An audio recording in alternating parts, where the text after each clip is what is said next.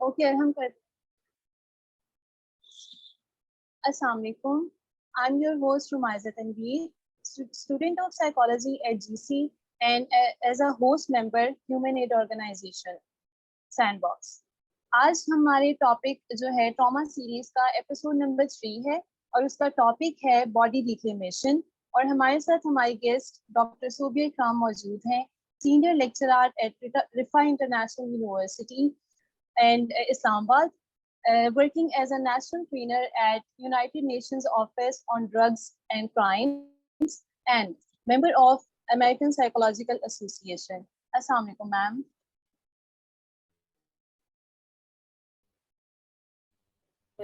Ma'am, can you hear कैसे me? हो आप बच्चे? Well, Yes, I can hear you. बिल्कुल ठीक मैम, आप कैसी हैं? अल्लाह का शुक्र।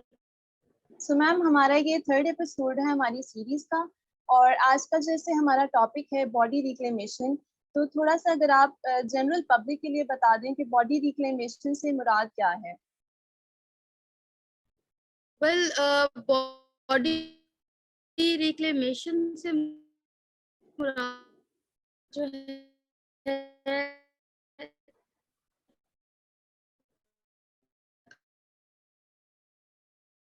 ट्रॉमा की जब हम बात करते हैं वो स्टोर होता है टाइम टू टाइम, आपकी बॉडी पे वो इफेक्ट आ रहा होता है। अगर हम थोड़ा सा अपने पिछले सेशन के साथ कनेक्ट करें तो ये उसी की ही चेन है।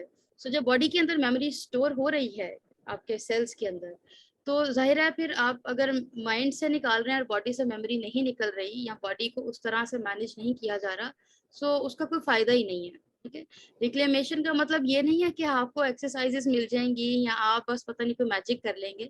It's not about that, it's about connection, आपके माइंड और बॉडी का कनेक्शन, सो दैट अगर बॉडी की मेमोरीज भी आपको ट्रिगर आ रहा है, कहीं पे आपको दोबारा से ट्रिगर हो रही हैं चीजें, तो फौरन आपका माइंड जो है वो कंट्रोल करने को, उसको बैलेंस करने को या सिचुएशन को डिस्पर्स करने में आपकी हेल्प करे। ठीक है, सो आपके माइंड के थ्रू आप जो है उसको कंट्रोल कर लो। So mind body connection through different exercises, maybe बी कुछ एक्सरसाइजेस हम डीप ब्रीदिंग जो है या एक दो इस तरह से कुछ जो है डिस्कशन करेंगे भी later on. So body reclamation का यही मतलब है कि getting this authority back to your own self. ये जो पावर हमने ट्रॉमा को दी हुई है ना कि वो हमारे साथ जो मर्जी करे, पहले हमारी बॉडी के साथ करे और फिर हमारा कॉन्सिक्वेंटली माइंड के साथ करे। सो ये वापस अथॉरिटी या इख्तियार वापस लेने को हम कहते हैं जी बॉडी रिक्लेमेशन। इसका मतलब है मैम कि ट्रॉमा से रिकवर होते हुए हमें ये सारा कुछ करना होता है, रिकवरी का एक ही प्रोसेस है।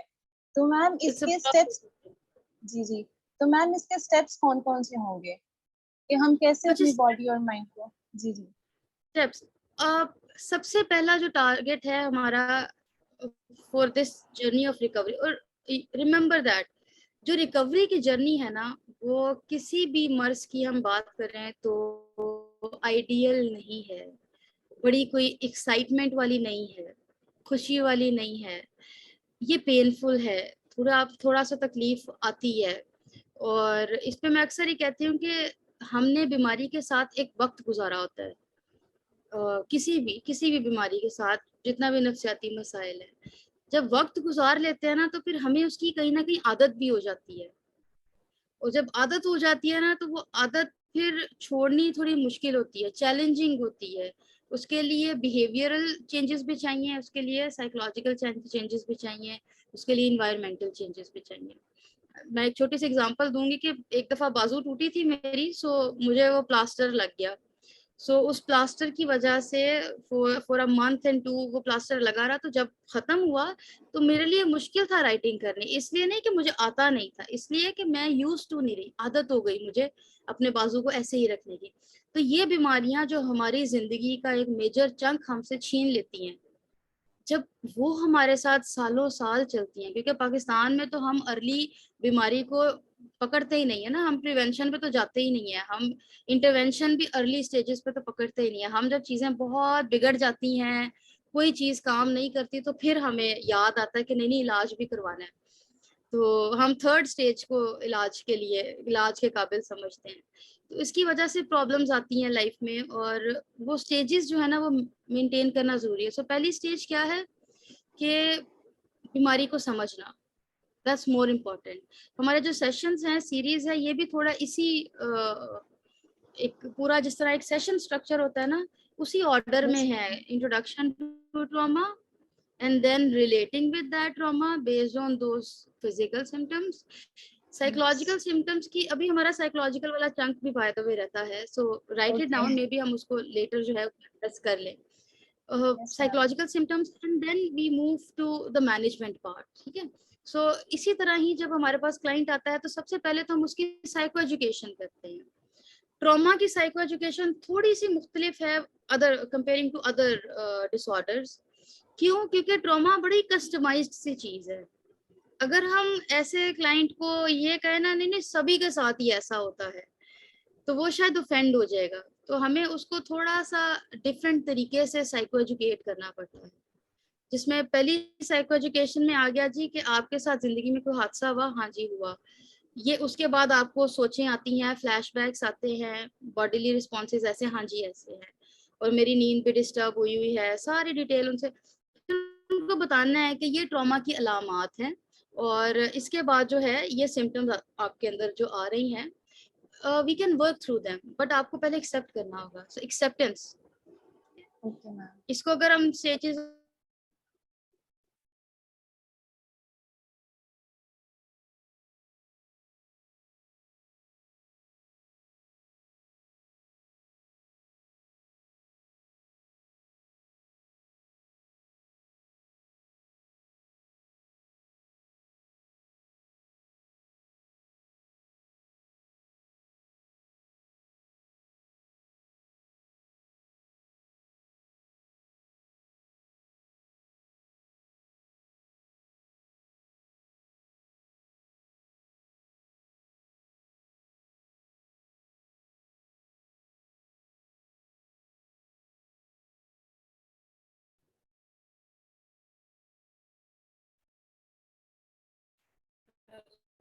हेलो मैम, आवाज आ रही है आपको मेरी? है। सॉरी, इधर थोड़ा सा नेटवर्क का इशू है, आई गेस मैंने इट्स चेंज ओके। किया। Anyways, okay, let's talk about pre contemplation. Pre contemplation का मतलब होता है कि इंसान जो है ना, वो जानता है कि उसको बीमारी है, लेकिन वो इनकारी है कि बस ठीक है बीमारी है तो मैनेज हो जाएगी। भूमि तौर पर आपके पास जो क्लाइंट्स आते हैं वो भी लाए जाते हैं, और वो इसलिए लाए जाते हैं बिकॉज वो लोग प्री कॉन्टेम्पलेशन की स्टेज पर होते हैं। वो मानते हैं कि उनका एक मसला है, लेकिन वो मानना चाहते नहीं है, वो एक्सेप्ट नहीं करना चाहते, वो जानते हैं, वो मानना नहीं चाहते, मानते नहीं है। तो मैम एक क्वेश्चन था मेरा कि एक केस था मेरे, ऐसे ही जानने वालों में ही एक केस था। मैं ये पूछना चाह रही थी कि उसको ये एक्सेप्ट करवाना जरूरी है ना कि आपके साथ कोई मसला है, ताकि वो खुद विलिंग हो अपने उसके रिकवरी प्रोसेस में जाने के लिए। ऑब्वियसली ये बहुत जरूरी है, बिकॉज अगर आपको ये अब आप ये कहें कि अच्छा जी मरीज को पता भी ना चले और उसका इलाज भी होता जाए, so that's not gonna happen. ये नहीं काम करेगा, बिकॉज इंसान मानेगा, उसको समझ आएगी कि यार मेरी ये प्रॉब्लम है, मुझे इन ट्रिगर से बचना है, तो ही थेरेपी पे कंप्लायंस, तभी कंप्लायंस होगी तो कोई असर होगा ना। सो प्री कॉन्टेम्पलेशन में आ गया क्लाइंट, आपने साइको एजुकेशन शुरू कर देनी है उसकी। उसको थ्रू साइको एजुकेशन आपने एक्सेप्टेंस कॉन्टेम्पलेशन की स्टेज पर लेकर आना है कि माने तो सही मुझे प्रॉब्लम है। आप देखें हमारे घर के जो बड़े हैं, किसी ना किसी का ट्रॉमा से उन्होंने सफर किया है, वो मानेंगे ही नहीं, वो कहेंगे नहीं नहीं मैं तो बिल्कुल ठीक हूँ, मुझे तो किसी इलाज की जरूरत ही नहीं है। आप सबको इलाज की जरूरत है। सो ऐसी स्टेज में जो थेरेपिस्ट है उसका रोल आ जाता है कि वो क्लाइंट को गाइड करे और साइको एजुकेट करे कि भाई that's your problem and we need to work on it. So this is one aspect. Am I audible? Because network की वजह से शायद मैम यू आर ऑडिबल, पर आपकी जो वीडियो है ना वो लैग कर रही है, स्टिल हो गई है वो। हाँ, so I don't know, okay, so maybe could come up with some network थोड़ा बेहतर हो जाए. So convince करना, acceptance of the problem is first step. और इसको अगर लोग खुद से, जो लोग देख रहे हैं, जो साइकोलॉजिस्ट नहीं भी हैं, जो इस स्टेज पर हैं कि वो अपनी सिर्फ प्रॉब्लम खुद में ही घुट घुट के एक्सपीरियंस कर रहे हैं, तो इट्स इम्पोर्टेंट कि पहले वो माने. जब वो मानेंगे फिर नेक्स्ट स्टेप आता है. उसके बाद कॉन्टेम्पलेशन में कि अब करना क्या है. ठीक है, दे आर कंफ्यूज कि अच्छा मैं खुद मेडिकेशन कर लूँ, मैं खुद ये इलाज कर लूँ, मैं खुद अपने आप से मैनेज कर लूँ, मैं अपने लव्ड वन से डिस्कस कर लूँ. तो वो इस स्टेज पर होते हैं, they are confused about what to do next. लेकिन एटलीस्ट वो मानना शुरू हो जाते हैं. सो वहां से उनकी एक जर्नी स्टार्ट होती है. And it's a painful, again it's a difficult journey, it's a challenging journey कि आप अपनी चीज़ों को, क्योंकि बीमारी itself is a kind of comfort zone. हम कंफर्ट जोन बना लेते हैं और उसी में फिर रहना चाहते हैं और रहना पसंद करते हैं. इन्फॉर्म किया, इन्फॉर्म करने के बाद यू नो एजुकेट करने के बाद यू लुक फॉर ऑप्शंस कि अच्छा ये वाली सिम्टम मेरे में है, ये वाली सिम्टम मेरे में है ना. थोड़ा सा डीपर लेवल पे आप चीज़ों को समझना शुरू करते हो, अंडरस्टैंड करना शुरू करते हो. सो यू नो कनेक्ट करना खुद से कि अच्छा मैं यहाँ पे क्या क्या कर रही हूँ. फिर अपने जिसको हम कॉग्निटिव एरर्स की भी बात करते हैं, हम अपनी मिस्टेक्स को जानने की कोशिश कर रहे होते हैं, क्या मैंने कहाँ पे क्या चीज़ की है. ठीक है, और आप खुद से, क्योंकि ट्रॉमा के बाद अब हम स्पेसिफिक टू ट्रॉमा हो जाते हैं कि ट्रॉमा की एक खूबी ये होती है कि जो इम्पोर्टेंट इंफॉर्मेशन है वो हमारा ब्रेन जो है हमें प्रोटेक्ट करने के लिए सप्रेस कर देता है. सप्रेस का मतलब है तो दबा देता है. लेट्स से कि जिंदगी में किसी का भी कोई हादसा हुआ होता है ना, तो दे रिमेम्बर दैट इवेंट. लेकिन अगर हम उनसे पूछे ना, लेट्स से किसी को कोई रॉबरी हुई है या गन पॉइंट पे कोई आके उससे चीजें छीन के लेकर गया है. जब आप कभी इस तरह के लोगों से, क्रिमिनल जो सेटिंग्स है फोरेंसिक्स में, आप उनसे बैठ के विक्टिम से क्वेश्चन करते हैं ना कि अच्छा उसकी शक्ल कैसी थी बंदे की जिसने गन पॉइंट पे रखा हुआ था और चीजें निकाल रहा था, उनको नहीं याद होती शक्ल. उनको ये भी नहीं याद होता कि वो जो माइन्यूट डिटेल्स थी कि उसने आपको क्या कहा, उस टाइम क्या चल रहा था, उनको ऐसी कोई डिटेल याद नहीं होती. ऑल दे रिमेम्बर इज कि व्हाट दे फेल्ट, उन्होंने क्या महसूस किया, उनको कैसी फीलिंग आई और उनकी चीज छीन के ले गए. जो इन बिटवीन सारा प्रोसेस था वो उनको याद ही नहीं होता. और based on my experience I have मैंने बहुत से लोगों से इंटरव्यू किया है, सो मुझे यही फीडबैक मिली. एंड देन मैं ऑब्वियसली लिटरेचर के साथ जब कंसल्ट किया, आई केम टू नो कि एक डिफेंस मैकेनिज्म है जो हमारा ब्रेन अपनी तरफ से, इट्स एन अनहेल्दी वन, हमारा दिमाग अपनी तरफ से सप्रेशन का जो डिफेंस मैकेनिज्म है वो इस्तेमाल करता है, जिसके अंदर मेमोरीज भूल जाती हैं. या तो फिर मेमोरीज मुकम्मल तौर पे भूल जाए, फिर बिल्कुल बॉडी पे भी इफेक्ट ना आए, माइंड में भी इफेक्ट ना आए, लाइफ भी बिल्कुल नॉर्मल रहे, फिर भी एक्सेप्टेबल है. अगर लाइफ नॉर्मल नहीं रह रही, चीजें मैनेज नहीं हो पा रही, तो इट मीन्स के प्रॉब्लम है और अनहेल्दी सप्रेशन है, ये प्रॉपर सप्रेशन नहीं है. सो उस सूरत में हमने क्या करना है जी कि उसके उस सप्रेशन में थोड़ा सा उसको वहां पे रिलैक्सेशन स्ट्रेटजी सिखानी है. यहाँ पे क्लाइंट्स जो हैं, जो लोग खुद से देख रहे हैं, उनके लिए भी है कि पहले आप इन सिम्टम्स की चेकलिस्ट बना लें जो पिछले 2 सेशंस में हम बात करते ही आए हैं. आपको लगता है कि उनमें से कुछ अलामात आपके अंदर हैं, उसको लिख लें. लिखने के बाद दूसरा स्टेप है कि थोड़ा सा ब्रीद इन ब्रीद आउट करें. ठीक है, इसमें रिलैक्सेशन स्ट्रेटजीज टेक्निक्स हैं, माइंडफुलनेस है, मेडिटेशन है, डीप ब्रीदिंग है, पीएमआर प्रोग्रेसिव मसल रिलैक्सेशन है. ये वो टेक्निक्स हैं कि जो आपको हेल्प करेंगी अंडरस्टैंड करने में, माइंड बॉडी कनेक्शंस रीबिल्ड करने में, रीवायरिंग करने में, रीप्रोसेस करने में. ठीक है, ये बेसिक बेबी स्टेप्स हैं. और अब लोग कहते हैं जी वो बैठे बैठे सांस लेने से क्या होता है. सांस लेने से बहुत कुछ होता है.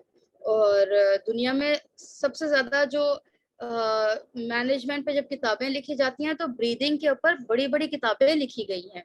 अगर ब्रीदिंग की इतनी वैल्यू ना होती जो प्रॉपर कंट्रोल्ड ब्रीदिंग या जो ब्रीदिंग एक्सरसाइजेज है इसकी वैल्यू ना होती तो इतनी बड़ी बड़ी किताबें हैं और इतना डीप और पुराना लिटरेचर में भी ब्रीदिंग एक्सरसाइज की हमें किताबें ना मिलती अगर वैल्यू ना होती. सो अगर है तो it means there must be a value. So learn breathing. Let's say जिसको एक एक्सरसाइज को हम बोलते हैं कि लेफ्ट से इनहेल करना, then hold, count 1 2 3 and right से exhale करना, and then again inhaling from the right one and 1 2 3 and exhale. So this is just a basic exercise that I have learned from a Buddhist professor. He taught such and ये बहुत helpful थी, and I would love to share this with the audience as well. कि after writing them down, start taking breathing, breathing exercises. दिन में कोई 5-6 दफा करें. Reminders लगा लें. अब आजकल टेक्नोलॉजी का जमाना है, अपना फोन पकड़े, फोन के अंदर हर 1 घंटे का रिमाइंडर लगा लें कि 1 घंटे बाद आपको लिखा हुआ आ जाए कि अच्छा this is my job to do, ये आपने करना है, आपने you are suppose to do breathing exercise today. तो फॉर 1 2 3 दफा अगर कर लेते हैं तो that's not a big deal. अगर इसकी कीमत में आप बेहतर हो रहे हैं तो आई गेस ये कोई बड़ी चीज नहीं है करने के लिए. Start doing that. ब्रीदिंग करें, रिलैक्स हो. उसके बाद आ जाता है mindfulness, connection.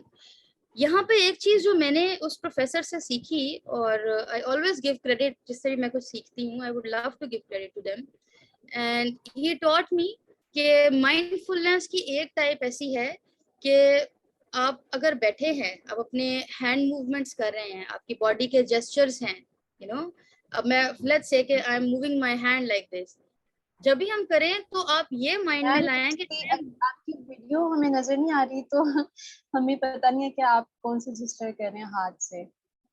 Oh, so let's say you are sitting on a chair, ठीक है, and you are moving your chair like आप अपनी चेयर को रोटेट कर रहे हो, मूव कर रहे हो.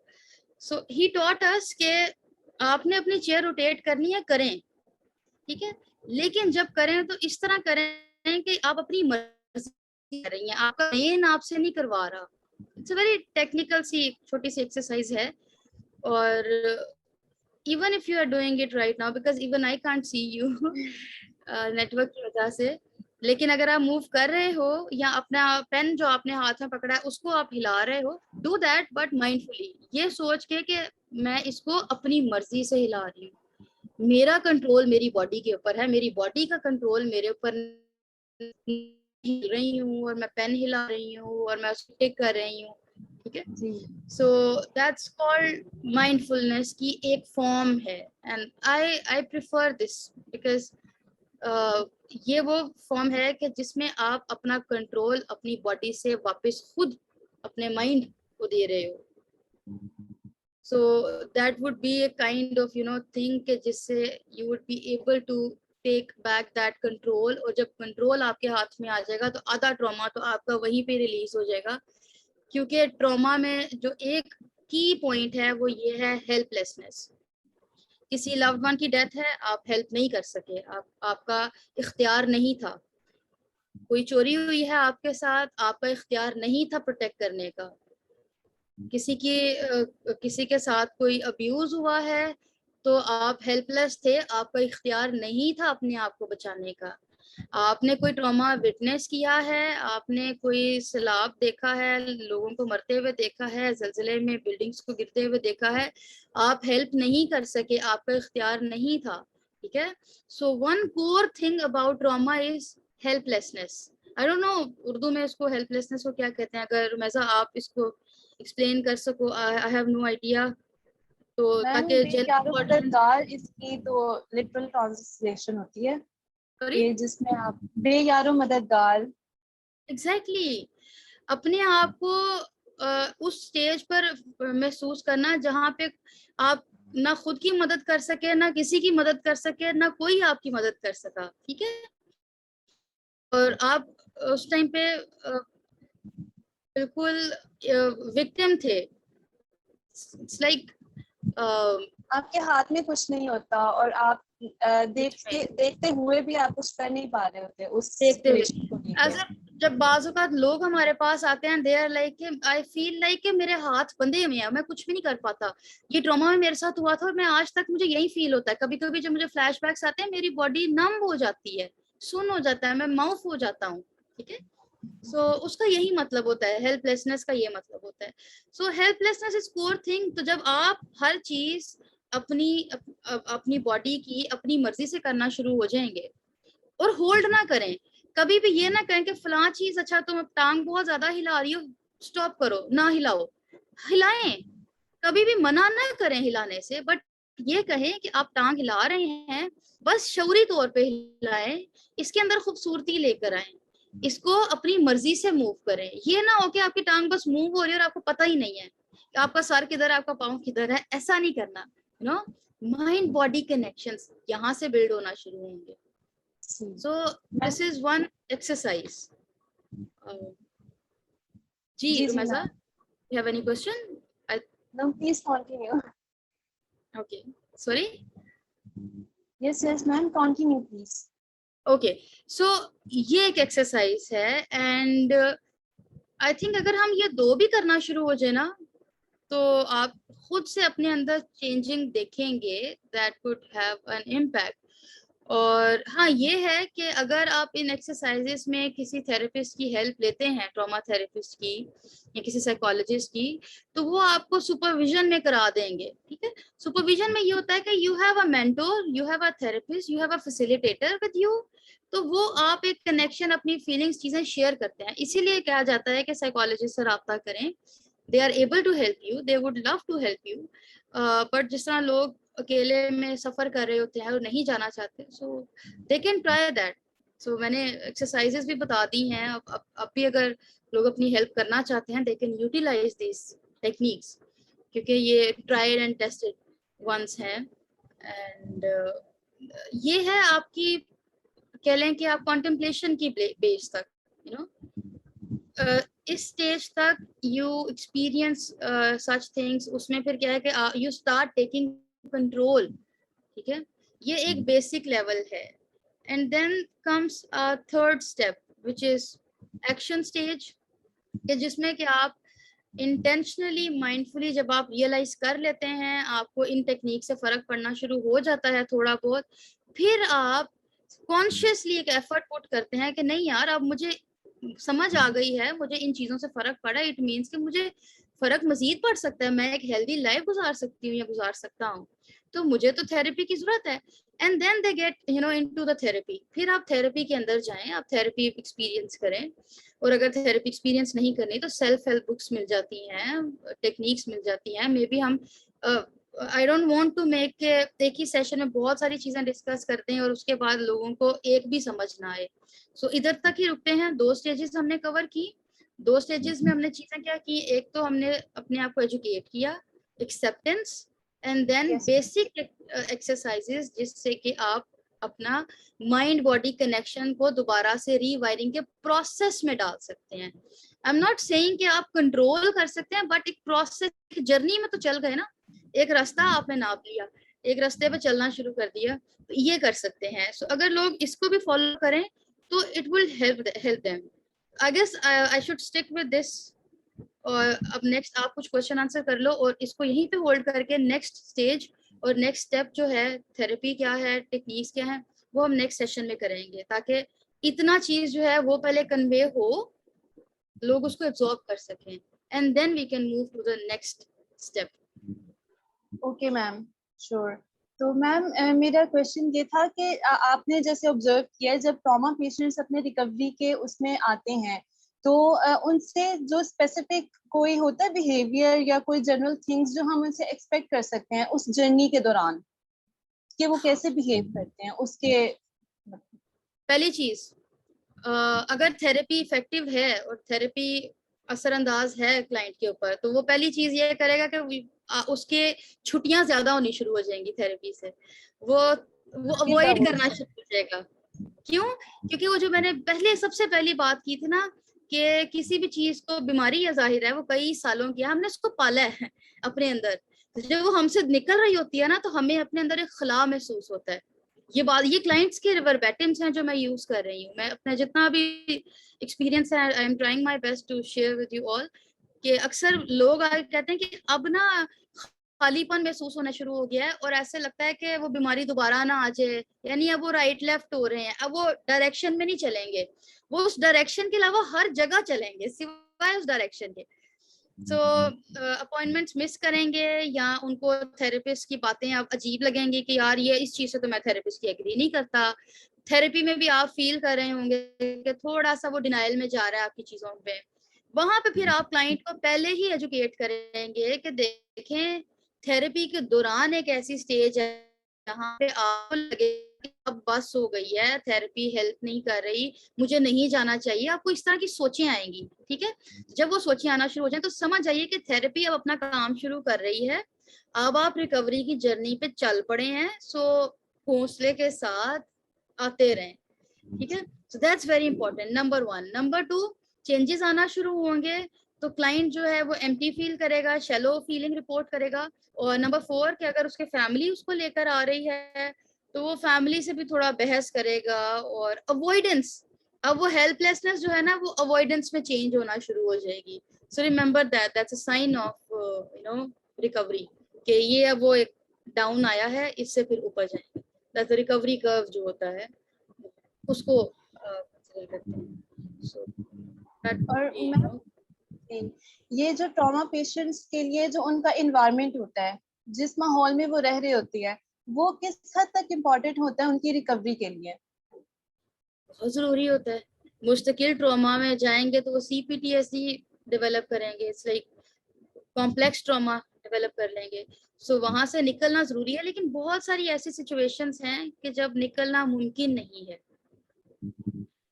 और जहाँ पे एक औरत है जिसका आगे पीछे कोई भी नहीं है और खावंद जो है रोजाना उसको नशा करके आता है और मारता है, उसके पास कोई चॉइस नहीं है। अगर वो बाहर निकलती भी है तो बाहर निकल के भी उसके पास ऑप्शन प्रोस्टिट्यूशन है या कोई ट्रॉमा है, जब तक कि कोई उसको आके रेस्क्यू ना कर ले। सो जब तक रेस्क्यू नहीं है, ड्यूरिंग दैट सिचुएशन आप उसको फैसिलिटेट कर सकते हैं। वो एक एक पूरा एक चैप्टर है जिसमें हम सेफ स्पेस का कॉन्सेप्ट दे रहे होते हैं क्लाइंट को।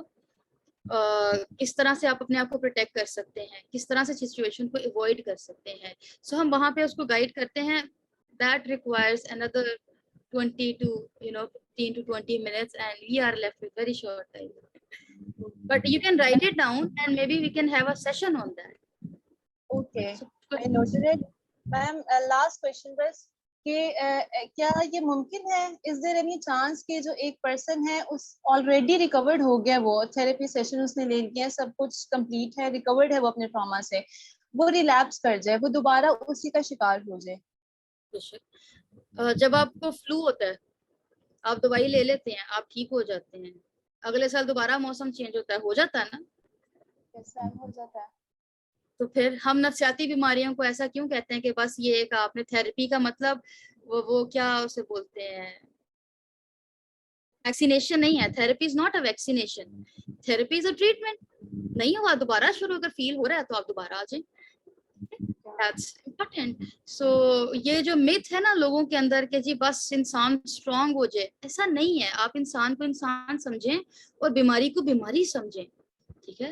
अब वो कोई अगर थेरेपी आपको बातों से इलाज कर रहे हैं, ये मेंटल हेल्थ है, तो उसका ये नहीं मतलब कि ये तो, अगर हम थोड़ा रिलीजियस पर्सपेक्टिव से भी बात करें तो एक हदीस है ना जिसमें जिसका मफहूम है कि ईमान लेवल्स हैं और वो बढ़ते घटते रहते हैं।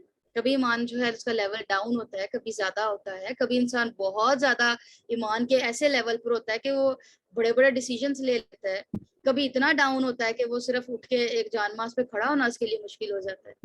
तो इंसान जो है वो ups and downs are part of life, और ये चीज एक्सेप्ट करनी है। So relapse are part of recovery. ये बात ड्रग्स एडिक्शन के ट्रीटमेंट में सिखाई जाती है, but I believe in every situation relapse is part of recovery. So that's acceptable, one should accept it.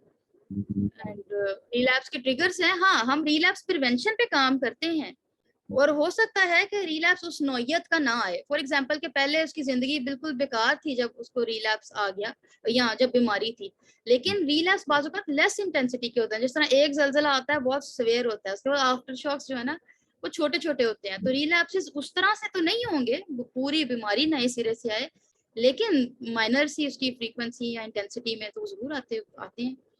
So you should keep this in mind. Okay ma'am, thank you so much आज के time के लिए। We are सच में हम इतने आप इतना कीमती वक्त निकालते हैं और किस किस तरह से मैनेज कर रहे होती है। हमारा नेट का भी इतने इश्यूज होते हैं हमारे अपनी कंट्री में कि बस हमें बहुत ही मुश्किल से, लेकिन थैंक यू सो मच इतना टाइम निकालने के लिए। और आई होप कि बहुत ही हेल्पफुल हो उन सब के लिए जिनको इसकी जरूरत है। और इंशाल्लाह हम आपको नेक्स्ट संडे मिलते हैं, इसी की इंशाल्लाह हम कंटिन्यूटी में मिलेंगे ट्रॉमा सीरीज की। Thank you so much for today's time. Allah Hafiz.